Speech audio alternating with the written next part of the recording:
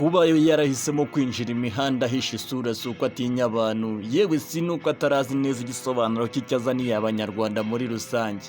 Mu yandi magambo, uko biri kose ashobora kuba yarazi neza ko azagafata kandi azabigeraho.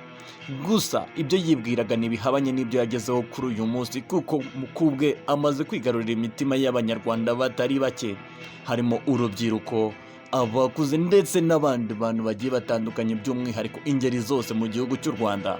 Twese tuvuga kakajwe. Isura ye ntaba ashaka ko hagira n'umwe uyibona, yewe habe n'ibice bimwe bye by'umubiri ntabwo aba akeneye ko hagira ubibona. Gusa icyamuzanye abakizi pe, mu kajwi gatuje cyane rero ntabura kwibasira abasitari cyangwa se abandi ba legend bose bafite izina kandi b'abanyabigwi mu Rwanda, abavugaho utugambo tugiye dutandukanye mu mvugo ye yise kubaha ba nyina. Ariko kandi uyu musore ukagenda arushaho kwigarurira imitima y'abantu benshi, ni nako arushaho gusobanukirwa iby'imbuga nkoranyambaga, kuko we ubwe avuga ko yatangiye urugendo rwiwe kuri YouTube ndetse na TikTok yumva ari ibintu by'imikino. Kuri ubu rero uwitwa Kakajwi ageze kure hafatika, yewe anakomeje urugendo aryohewe no gukomeza gukorera kuri izo mbuga nkoranyambaga, by'umwihariko YouTube, mu gihe yaje nk'imikino. Wakwibaza uti se n'uyu musore waje kwinjira imihanda byavunnye abantu benshi, we akabyinjira nk'imikino yikinira, n'irihe banga yakoresheje ngaze kugafata agere ku rwego uyu munsi tumubona? Nizere ko wamaze gukora subscribe, share na comment kuri Hora TV, ubundi ibintu birushaho kuba bombastic.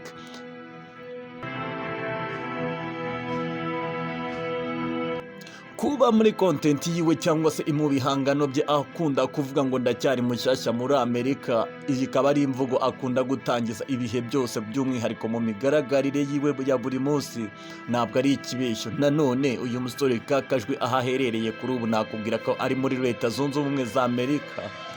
Gusa kuba ari muri Leta Zunze Ubumwe za Amerika ntabwo bihagije ngo yigarurire imitima y'abanyarwanda, kuko tuzi abanyarwanda benshi ndetse b'abasitari bari muri Leta Zunze Ubumwe za Amerika ariko batakoze ibintu byo kwigarurira imitima y'abanyarwanda nk'uko uyu musore Kakajwi wacu yabikoze.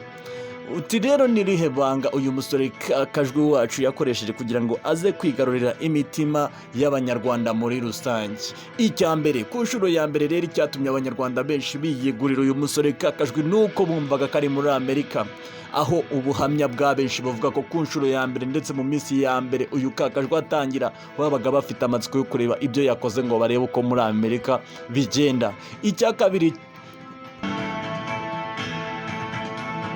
Icya kabiri wamenya kandi cyatumye uyu musore agafata akigarurira imitima y'abanyarwanda batari bake, nuko ubusanzwe uyu musore ari umuhanga mu bijyanye na electronique nk'uko yabyize mu mashuri ye yisumbuye, akaba anabifitiye impamyabumenyi.